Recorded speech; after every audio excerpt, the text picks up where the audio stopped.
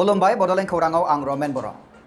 UPPLआ 100 जौखोन्दो देरहासारगोन बे बिबुंथिखौ होदों 25 नं बागानपारा बियाबनि UPPLनि बिजाथि काथिराम बर' बिथाङा। बावैसो थांनाय 12 अक्ट'बर खालाराव बागानपारा BCDCआव BPFनि गासै 35 मावथिफोरा UPPLआव आखाइ गोरोबफैयो होननानै मिथिनो मोननाय जादों। बे आखाइ गोरोबफैनाय मेलाव 25 नं बागानपारा बियाबनि UPPLनि केन्डिडेट काथिराम बर' बिथाङा नुजाथियो। नुजाथिनानै बिथाङा खौरांगिरिनि सिगाङाव बेबायदिहाय बुंथियो दि देग्लायनि नैबे BTC इलेक्शनाव UPPLआ 100 जौखोन्दो देरहासार जागोन। देरहासार जानानै UPPLआनो देग्लायनि बे BTC एबा BTR खौ सालायगोन होननानै बिथाङा बुंथियो। देरहासारनायाथ' माने 100 जौखोन्दो रोखा जानानै दोङो आरो दिनैनि समाव जोङो 80,000 माने जि भट दोङो जोंहा आरो 99टा सेन्टार दोङो आरो बेनि गेजेराव जों 40,000निख्रुइबो बांसिन भट लानानै जोङो दिनै 25 नं बागानपारा समस्तियाव जोंहा देरहागासिनो दं। BTC इलेक्शना खुंजानायनि सिगां UPPL एबा BPF बा GSP गासैबो राजखान्थि हान्जाफोरा राजखान्थियारि सांग्रांथि मेल खुंनायखौ जों नुनो मोननाय जादों आरो बे बुब्लियावनो बे राजखान्थियारि सांग्रांथि मेलजों लोगोसे राजखान्थियारि आखाइ गोरोबफैनाय हाबाफारिनि गेजेरजों मोनफ्रोमबो हान्जाया गुबुन हान्जानि मावथिफोरखौ आखाइ गोरोबहोनानै गावसोरनि हान्जायाव बरायनानै लानाय नुनो मोननाय जादों। बे बुब्लियावनो 25 नं बागानपारा बियाबनि सिङाव बावैसो 12 अक्ट'बर खालाराव बागानपारा BCDCनि सिङाव थानाय BPFनि गासै 35 मावथिफोरा UPPL राजखान्थि हान्जायाव आखाइ गोरोबफैनाय खौरां मोननाय जादों।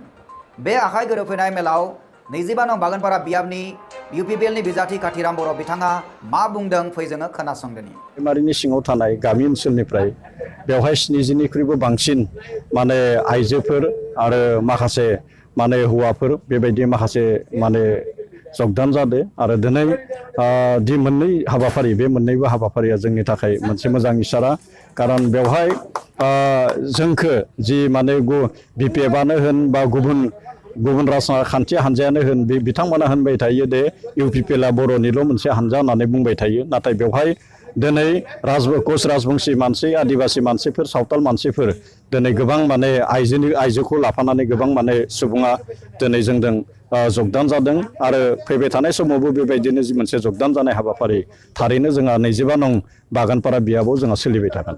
नोंथांनि देरहासारनाया बेसेबां रोखा होनना बुंनांगोन? देरहासारनायाथ' माने 100 जौखोन्दो रोखा जानानै दोङो आरो दिनैनि समाव जोङो 80,000 माने जि भट दोङो जोंहा आरो 99टा सेन्टार दोङो आरो बेनि गेजेराव जों 40,000निख्रुइबो बांसिन भट लानानै जोङो दिनै 25 नं बागानपारा समस्तियाव जोंहा देरहागासिनो दं।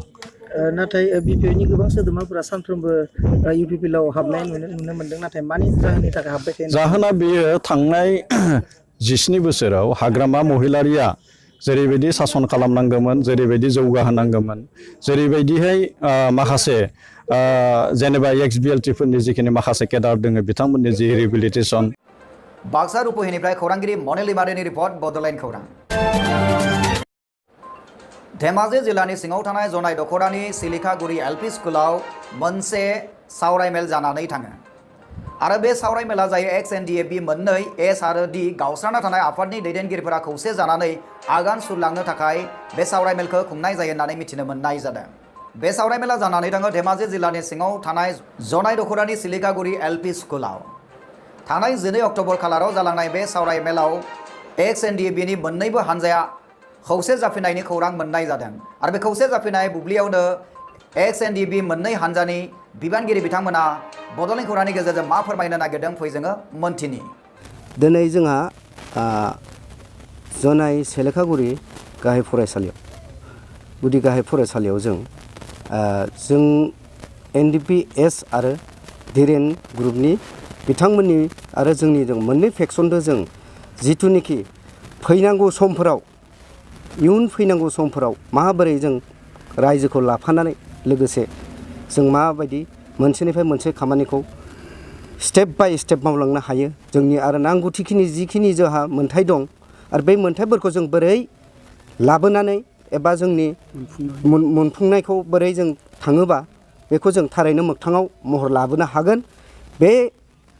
बेबायदिनो जों माखासे खोथा सानस्लायलायनानै दिनै जोंनि NDPSनि गेजेरावबो जों माखासे सावरायलायनायनि गेजेराव बेफोर सिन्थाधाराखौ मोननायनि गेजेरजोंनो जों दिनै गोरोबनायनि थांखिखौ लानानै आरो दिनै गोरोबनाय जाफुंबाय आरो लोगोसेनो दिनै बेखौनो जों रायजोनि सिगाङाव फोरमायनो नागिरो जे जोंनि गोरोबनाया दिनैनि दिनाव जाफुंबाय आरो इयुनाव जोंहा मोनब्रै फेक्सन जिहेतु बिथांमोना दिनै माखासे समनि आंखालाव फैनो हायाखैबाबो बिथांमोनाबो सम होदों बिथांमोनाबो सावरायगासिनो दं गावसोरनि जिल्ला कमिटिफोरजों नाथाय बिथांमोनाबो दिनै फैयाखै गाबोनबाबो बिथांमोनाबो सम मोननाय हिसाबै बिथांमोनाबो जोंजों फैगोन आरो बे खौसेथि जानानै जों मोनब्रै फेक्सनजों जों जेब्ला गथा जागोन अब्लासो जों रायजो राजानि एबा जोंनि माखासे रिहेबिलिटेसन आरो माखासे मोनथायफोर दफाफोरनि खामानिखौ जों रायजो राजानो मोनसेनिफ्राय मोनसे खरै जों मावनानै सुफुंजोबनो हागोन होनना आं आसा फारियो बे सावरायमेलनि गेजेरजों खौरां बिजोंनि गेजेरजों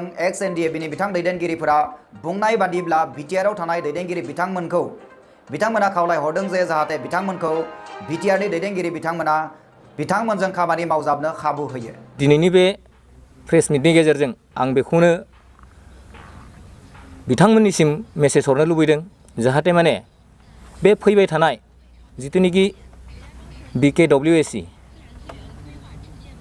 बे BKWSC आव जाहाथे UBPO आफादाबो जोंनि बे मोन 21 जितुनिखि बिटिआरनि बायजोआव दङ बायजोआव थानाय मोन 21 जिल्लायाव जोंनि मोनफ्रोमबो जिल्लायावनो जोंनि एनडिएफबि आफादनि बारग' सोद्रोमा दैदेनगिरि दङ बेनिखायनो आङो बिथांमोनखौ खावलायनो लुबैदों जे जाहाथे माने जोंनि बे 21 जिल्लायावबो मोनफ्रोमबो जिल्लायाव जोंनि एक्स एनडिएफबि आफादखौबो लाफानानै फैबाय थानाय BKWSC दाफुंनायाव जोंखौबो बाहागो होयो जोंनि आफादनि साफ्रोम बारग' सोद्रोमा बिथांमोनखौ बाहागो होनानै बे BKWSC दाफुंनायाव जोंनोबो इन्टारिम काउन्सिलाव बबेबा हानाय जायगाफोराव जाहाथे माने जोंनोबो मावफुंलांनायनि थाखाय जितुनिखि जोङो सिगनेटरि आफादनि जानानै जोङो रिप्रेजेन्टेटिभ बेनिखायनो जोंनोबो मान मर्यादाखौ होगोन होननानै आङो दिनैनि बे प्रेस मिट जथुमनि गेजेरजों बेखौनो मेसेज होनानै खावलायदों।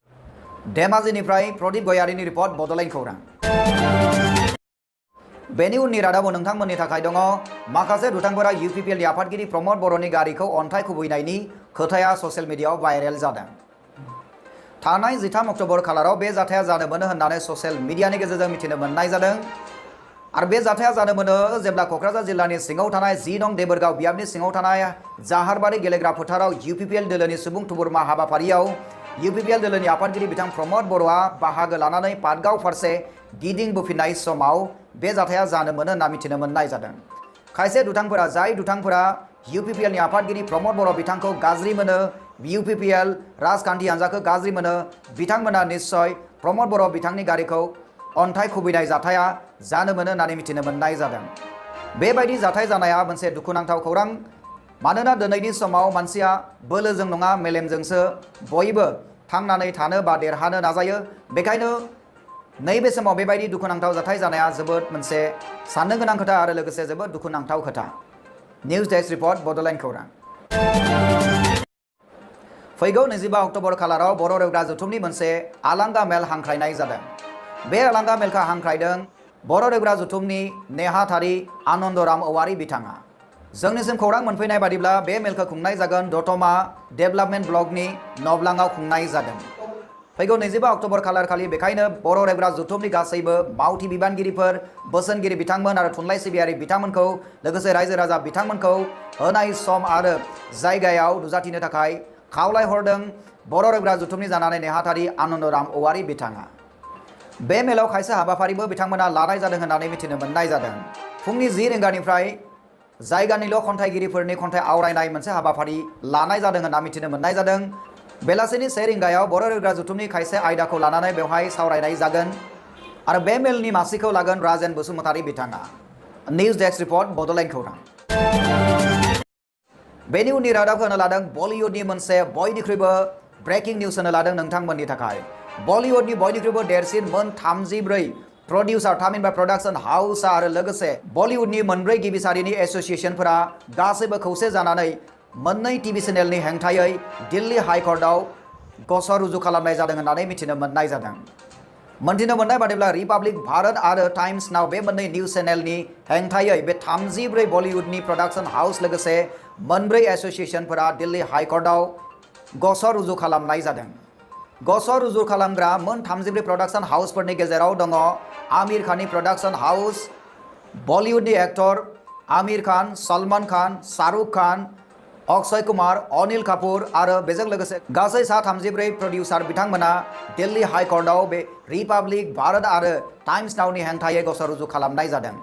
दानिया बड'लेण्ड खौरांनि नायगिरि नोंथांमोननो जों खोन्थानो नागिरदों मा जाहोननि थाखाय बे बलिउडनि मोन 34 प्रडाक्शन हाउसआ बे मोननै निउज चेनेलनि हेंथायै गसर रुजु खालामनाय जादों।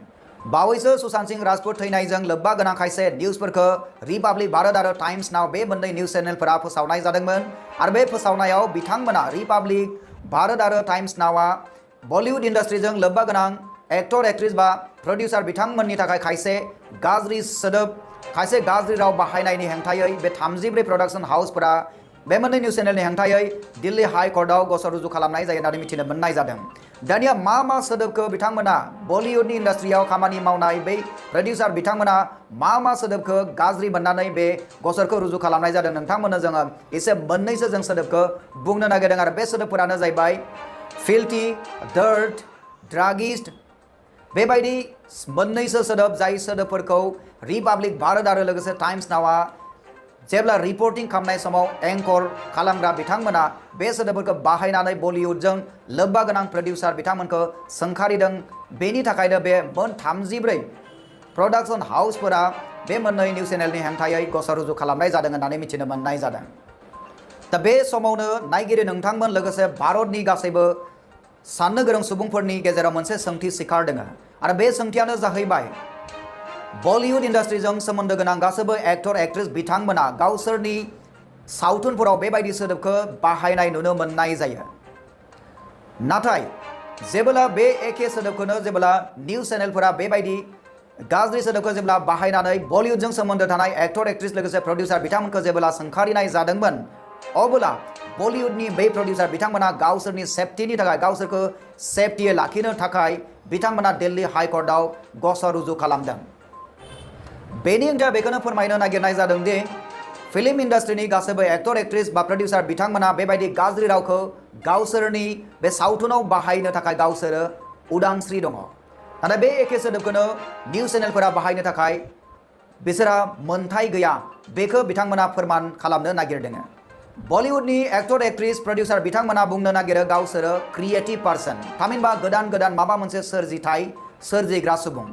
बे क्रिएटिभ बिथांमोना क्रिएटिभ फ्रीडम दङ।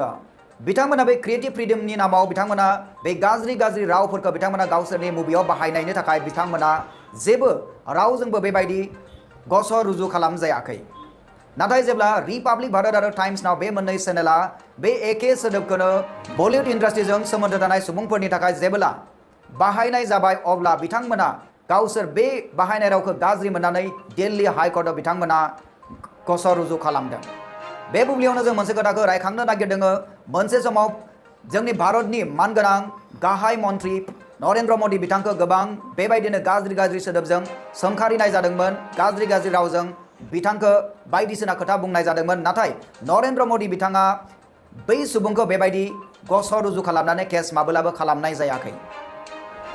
नाथाय बे खोथाखौबो निउज चेनेल बिथांमोननि एंकरिं बिथांमोना मोनथिना लानाया मोजां जे निउज एंकरिं खालामनाय समाव बिथांमोनाबो मोनसे लक्ष्मण रेखाखौ बिथांमोना बारनो नाङा। बिथांमोना मा सोदोबखौ बाहायनानै बिथांमोना बै लक्ष्मण रेखानि बे सिङाव थानांगौ बे खान्थिखौबो बिथांमोना मोनथिनाया मोजां। नङाब्ला उनावहाय भारताव ओरैबायदि मोनसे एजेन्सि फैगोन जाय एजेन्सिया निउज चेनेलनि सायाव जेब्ला फज'नाय जागोन आरो बै एजेन्सिया निउज चेनेलफोरखौ कन्ट्रलाव खालामगोन अब्लाना निउज चेनेलफोरा मोनसे फ्रीडमा गैया जागोन। निउज चेनेलखौ जेब्लाबो सेल्फ रेगुलेशन खालामग्रा मोनसे संबिजिरनि ब्रैथि खाम्फा होननानै सानना लानाय जायो। थामहिनबा निउज चेनेला गावनो गावखौ कन्ट्रल खालामनो हायो एबा रेगुलेट खालामनो हायो। नाथाय दिनैनि समाव जेब्ला हाई कर्टआ बेबायदि मोनसे राय होनानै निउज चेनेलनि सायाव मोनसे जुदि एजेन्सि फाथिनाय जायो आरो बै एजेन्सिया जुदि निउज चेनेलखौ कन्ट्रल खालामनाय जायो अब्ला निउज चेनेलनि बै मोनसे फ्रीडमा गैया जानानै अराय समनि थाखाय गोमालांगोन। बेखायनो निउज चेनेलनि जाय एंकरिं खालामग्रा बिथांमोनाबो बे खोथाखौ मोनथिनाया मोजां बिथांमोना मोनसे लक्ष्मण रेखानि गेजेराव थानाया मोजां। जोबथारनाय बड'लेण्ड खौरांनि नागिरो नोंथांमोननो जोङो बै साब्रै निउज एंकरिं बिथांमोननि मुंखौ जोङो होनो नागिरदों जाय साब्रै निउज एंकरिंनि हेंथायै बे 34 प्रडाक्शन हाउसआ बै साब्रै एंकरिंनि हेंथायै केस रुजु खालामनाय जादों आरो बिथांमोनानो जाहैबाय रबिका कुमार, राहुल शिवशंकर अर्णब गोस्वामी आरो प्रतिभ भान्डारी बे साब्रै एंकर बिथांमोननि हेंथायै केस रुजु खालामनाय जादों होननानै मिथिनो मोननाय जादों। दानिया सम जोबबाय बड'लेण्ड खौरांनि गासैबो नायगिरि नोंथांमोननिफ्राय बिदाय लानायनि बड'लेण्ड खौरांनि गासैबो नायगिरि नोंथांमोननिसिम अननाय मोजां मोननाय आरो सिबिनायखौ बावहरनानै बड'लेण्ड खौरांनिफ्राय आङो बिदाय लाबाय। गोजोन्थों।